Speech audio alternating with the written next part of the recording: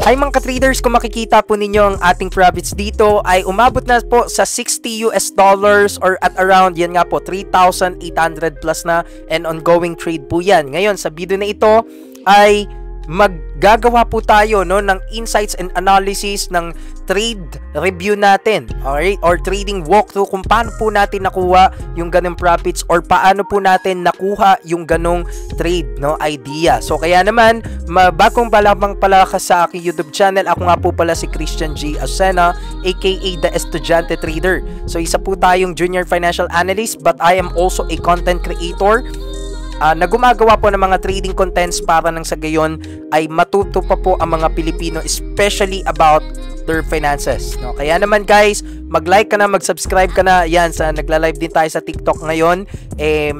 Follow mo na ako para nang sa gayon syempre marami ka pang matutunan dito sa ating mga contents na ginagawa. Alright? So unang-una po guys, itong trading walkthrough na ito, again this is for learning purposes only. Hindi ko sinabi na mag-buy long kayo agad or mag-sell short kayo, especially the market right now. The cryptocurrency market is have been volatile in the past weeks, in the past months, especially the volatility regarding po sa mga market hype and factors na nakakapagpagalaw sa market ngayon.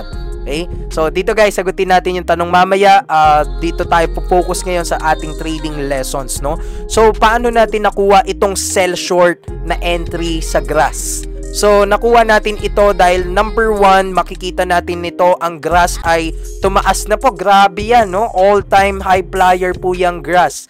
Dahil marami akong mga kakilala, mga kaibigan kumita dyan ng up to millions po talaga, millions of pesos, o kung hindi man milyon, yung iba kong mga kaibigan talagang 6 digits. So kaya naman sa ating palagay syempre kumita na sila, nag-take profit na, marami ang mga syempre mga nagbebentahan na. So ibig sabihin nito, yung market is not hindi ko naman sinasabing hindi na siya tataas, pero medyo nawala yung momentum. It's really because na after nyan tumaas ng maraming beses, ng maraming araw, makikita nyo po dito from the 4-hour time frame, nagbubuo na po siya dito ng diagonal trend.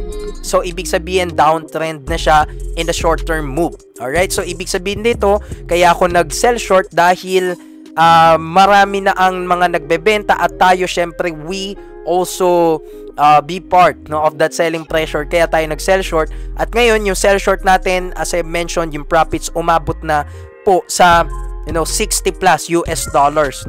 So ngayon nakuha natin trade idea na yan, nag-sell short tayo. Bakit? Dahil nga dito may resistance dito sa levels na yan. Kung mapapansin po ninyo, nasa screen kasi so ngayon yung resistance po dito sa ating levels, pakita ko lang sa mga ibang viewers natin, ayan.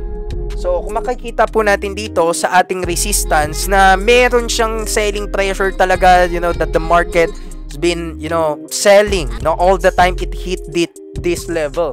So ibig sabihin nito, every time na yung chart ayan, umaabot dito sa level na to, makikita po ninyo na may mga nagbebenta talaga. So kaya tayo nag-sell short tayo dyan, meaning mas kikita ka kapag ka bumaba yung stock na yon or crypto na yon, at kapag ka tumaas naman siya, syempre malulugi ka, diba? So kaya tayo, we also prevent to enter a trade or to entry ng mali tayo ng timing. Kasi trading, as I have mentioned, as I have teaches also this to my students, ang trading hindi po yan tungkol sa presyo kundi sa timing. So kaya ako, tama naman yung timing natin dito tayo nag-sell short. Ngayon makikita natin yung price bumaba na dito sa resistance level, meaning masasabi natin sa assumptions ko, sa analysis ko, na breakdown talaga ito, so possible na bumaba pa ito. At medyo kapag ka-analyst ka, kapag ka-analyst tingi ka, so medyo ayun nga, meron pa ditong investment analysis na ginawa ko rito, so yung investment analysis na yan, tinignan natin yung probability na pwedeng bumaba or tumaas itong si grass base sa support na resistance level sa supply and demand.